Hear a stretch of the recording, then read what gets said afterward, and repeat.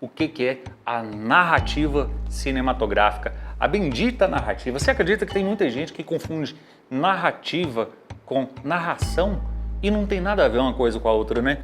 O que vem a ser a bendita da narrativa cinematográfica? Eu quero que você entenda, cara, que ela é a espinha dorsal de qualquer filme. É ela que é responsável por orientar a história, por moldar como ela é entregue e como ela é, digamos, recebida pelo público, sabe? A narrativa, ela não envolve apenas o conteúdo da história, mas também a forma como os eventos, como os personagens e as emoções são ali organizados e como que eles são também transmitidos através da linguagem visual e sonora do cinema. Claro, porque o cinema também é som, né? E olha, para cineastas que estão aí no início da jornada, compreender a narrativa vai muito além de ter uma ideia criativa ou interessante. Eu acho que trata-se mais de um domínio profundo dos elementos que compõem uma boa história, né? E de como esses elementos também podem ser articulados para se revelarem de forma mais eficaz e mais envolvente na tela. Olha, cada escolha narrativa, seja desenvolvimento dos personagens, seja na construção dos diálogos ou até na maneira como a câmera filma, né, como ela captura a cena, tudo isso influencia diretamente a conexão emocional que o espectador tem com o seu filme, né? E eu quero te mostrar agora quais são alguns dos principais pontos para começar a construir uma narrativa cinematográfica que seja sólida e que tenha bastante impacto. Então, o primeiro item que eu quero que você entenda, que faz parte de uma narrativa cinematográfica, que inclusive você já aprendeu lá atrás, é a estrutura de 3 atos. Mas vale a pena dar uma relembrada, né? A estrutura de 3 atos, você já sabe, é uma das formas mais clássicas e práticas de contar uma história no cinema, né? Porque ela divide o filme em 3 partes bem distintas, mas que se correlacionam, né? Se conectam. O primeiro ato, você já lembra disso, né?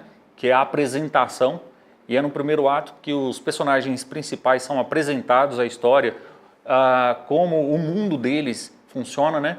E o espectador já precisa de cara conhecer quais são as regras desse universo e identificar, inclusive, quem é o protagonista, né?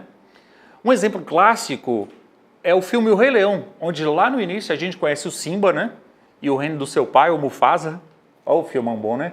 E ali já se estabelece uma dinâmica e um conflito inicial com quem? Com Scar, o irmão do Mufasa, tio do Simba, né?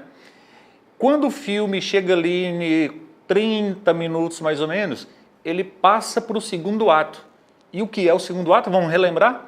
É o desenvolvimento, é a maior parte do filme, é onde a liderança enfrenta os desafios que são cada vez mais crescentes, né? E usando ainda como exemplo aqui o Rei Leão, né? Ali é a fase que o Simba precisa lidar com a perda de seu pai, com a manipulação do seu tio, o sem vergonha do Scar, e aí o Simba foge e vai viver longe da terra dele, né? Ele vai para o exílio, negando a responsabilidade pelos acontecimentos que vieram ali no primeiro ato, né?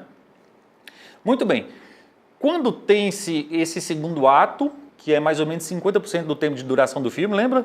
Aí a gente entra no terceiro ato, que é a resolução do conflito, né? O conflito principal, ele é resolvido e a história chega ao clímax. No caso do Rei Leão, o Simba ele retorna para o reino, enfrenta o cretino do Scar e assume de volta o seu lugar na terra, né? O trono, porque agora ele é o verdadeiro rei. Então você entendeu que a estrutura de 3 atos é um dos principais elementos que constrói uma narrativa. Claro que você vai poder ter outros formatos de estrutura para você contar a sua história. A dos 3 atos é a mais usada.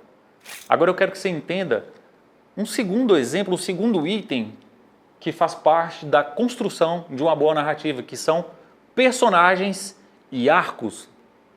Olha, os personagens, eles são o coração da narrativa.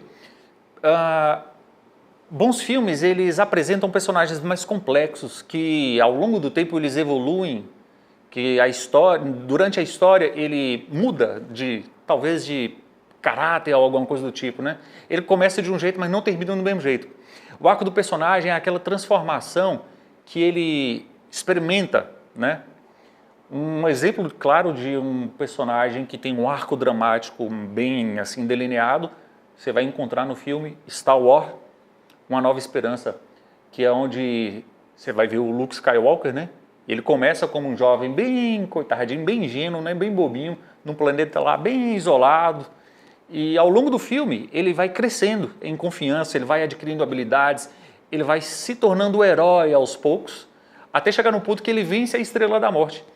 E esse crescimento emocional e físico também é o que torna a jornada do Luke Skywalker cativante para quem está assistindo Jornada nas Estrelas.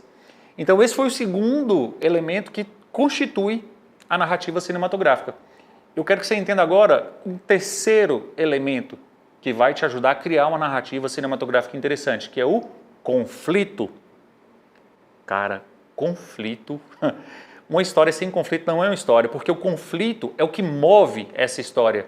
Sem um conflito, não tem drama, não tem motivo para o espectador continuar assistindo o filme, concorda? Porque, o conflito ele pode ser interno, ou seja, dentro do personagem, né? Ele pode ser externo, envolvendo, sei lá, outras pessoas, a força da natureza, um sistema, inclusive, né? Tipo um governo, uma ditadura, uma tirania. Vamos lá, Lobo de Wall Street. O conflito interno do personagem principal, que é o Jordan Belfort, acho que é esse nome, né, Vitor? Jordan Belfort, né? Jordan alguma coisa.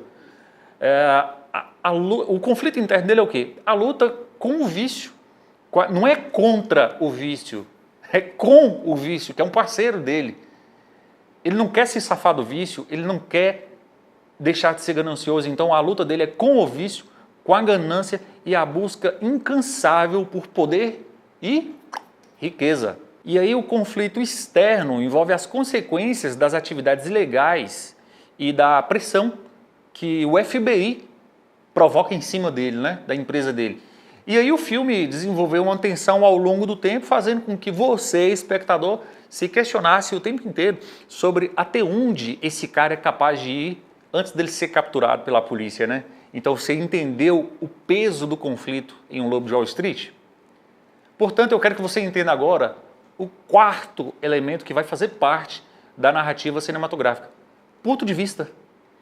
Ponto de vista é como, vamos dizer assim, é de que lugar você, espectador, observa a história do filme. Cara, a escolha do ponto de vista ele pode alterar drasticamente como o espectador vai se conectar emocionalmente com os personagens e com a trama, né, como um todo.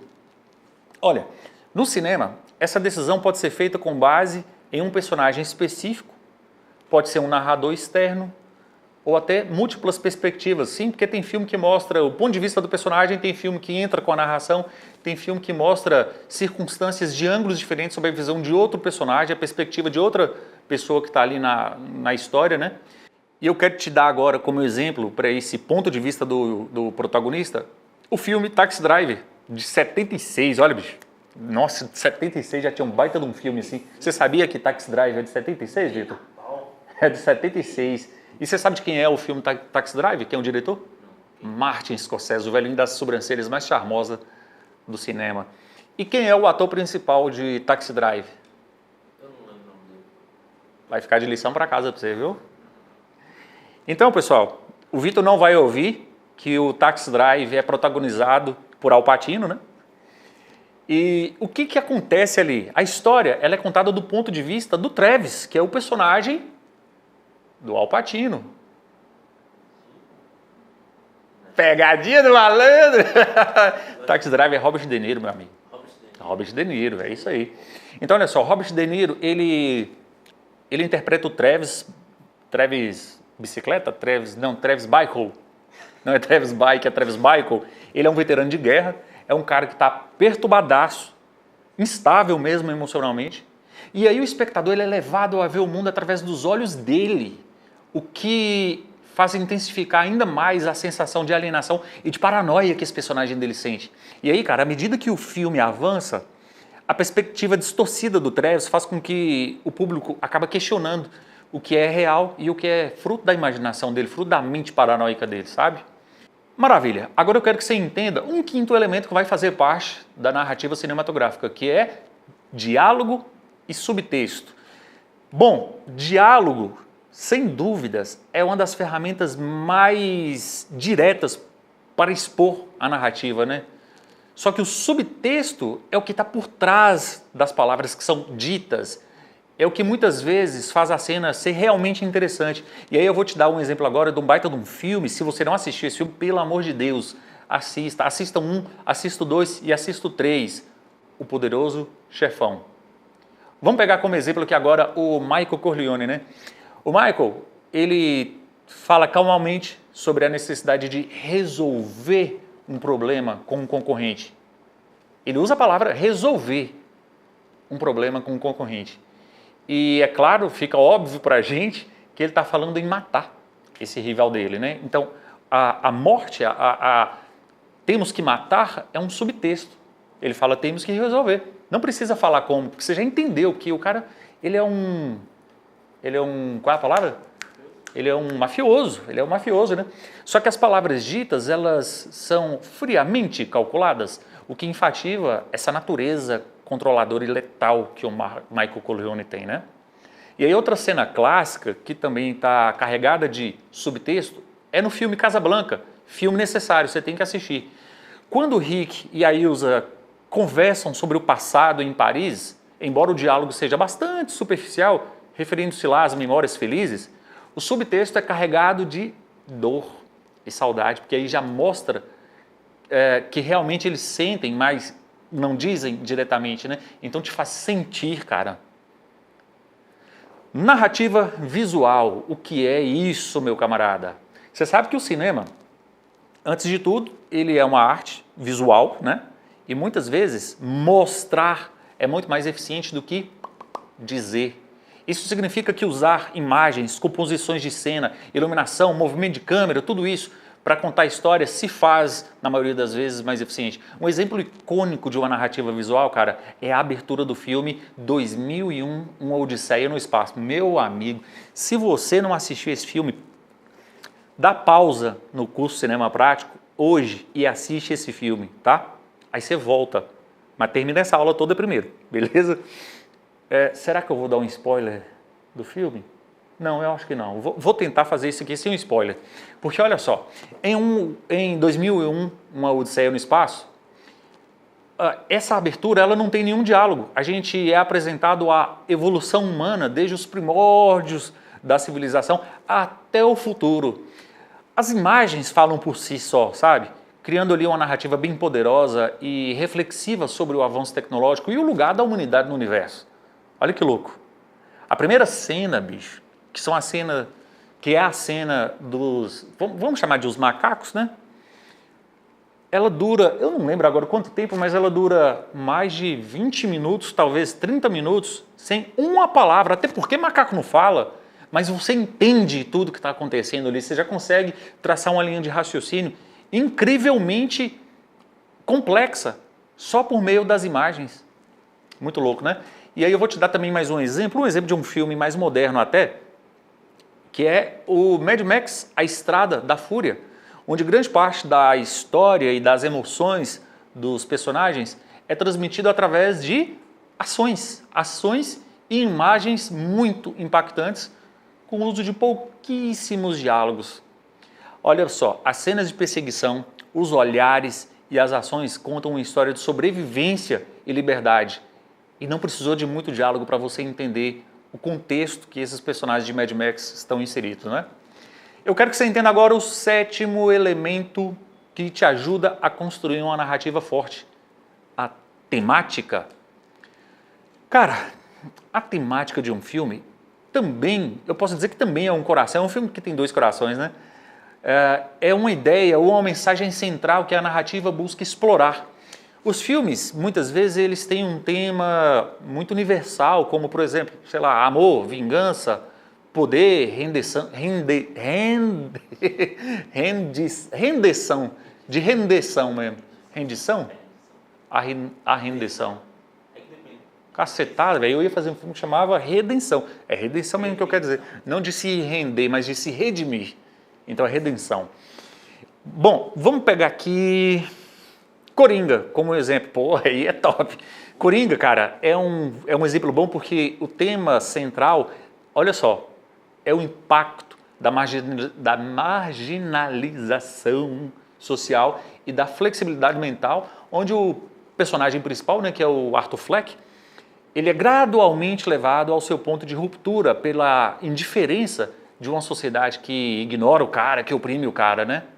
Então ali a narrativa é construída em torno desse tema, explorando questões de desigualdade, de saúde mental e violência. Outro exemplo muito bom é o Clube da Luta. Não vai falar que você também não assistiu o Clube da Luta, né? Já assistiu, Vitor, o Clube da Luta? Quantas vezes? Duas? Eu assisti 3. Olha só, o tema do consumismo, da alienação moderna, ele é desenvolvido através da história de um homem que se rebela, e vou tentar não dar spoiler, tá? Ele se rebela contra o estilo de vida vazio e materialista, e ele faz isso buscando significado através da autodestruição e da anarquia. Consegui falar sem dar spoiler, Vitão, gostou? Gostei. Então vamos nesse ritmo?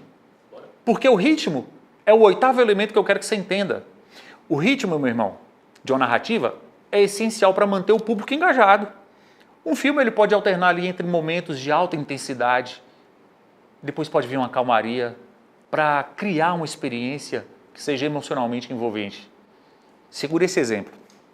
Batman, o Cavaleiro das Trevas. De qual diretor?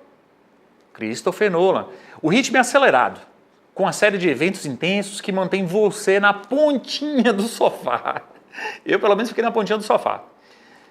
Depois, momentos de tensão com um Coringa são intercalados com cenas mais lentas que exploram os dilemas morais do Bruce Wayne. Para quem não sabe, Bruce Wayne é o Batman, tá?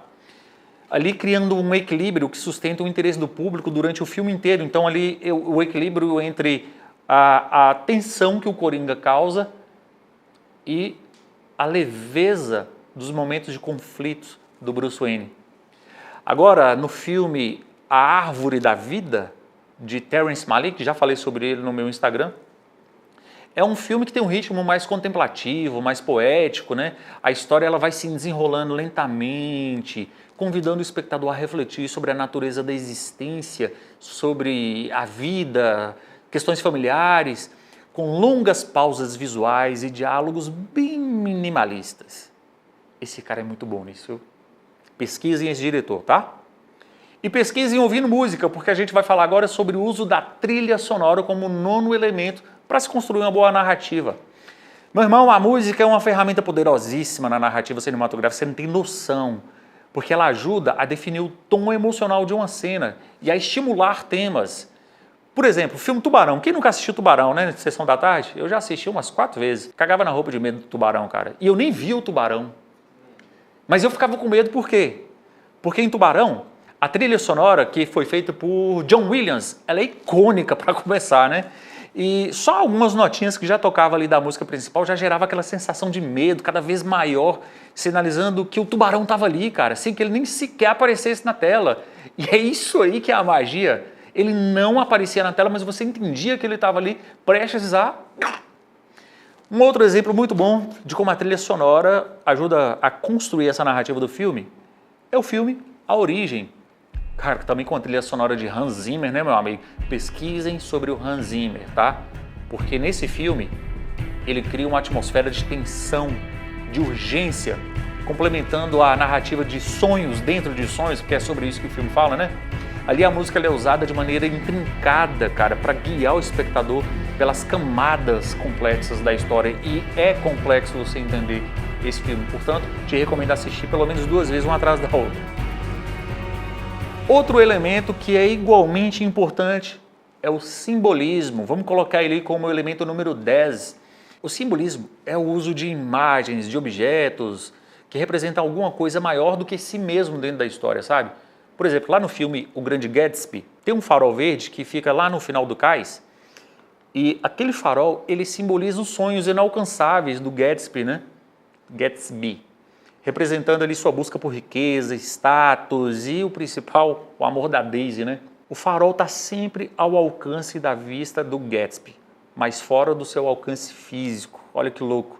E isso aí simboliza a distância entre os desejos do Gatsby e a realidade. Já em Blade Runner, baita exemplo, em Blade Runner, os olhos eles aparecem repetidamente como um símbolo do que significa ser humano, porque os replicantes têm olhos sintéticos, né? E os exames dos olhos é uma forma de detectar a não-humanidade. E isso levanta até questões filosóficas sobre a identidade e consciência no decorrer do filme. Então, cineasta, dominar uma narrativa cinematográfica envolve equilibrar todos esses elementos aí que você observou de forma harmônica, criando uma história que não só entretém, mas também que ressoa emocionalmente com o público, né? E é fato que cineastas que estão no início da jornada devem estudar exemplos práticos, devem experimentar, e eu sempre falo sobre experimentação aqui, né? E aprimorar suas habilidades para contar as histórias que sejam visualmente poderosas e envolventes. Espero que você tenha gostado de entender o que é narrativa cinematográfica.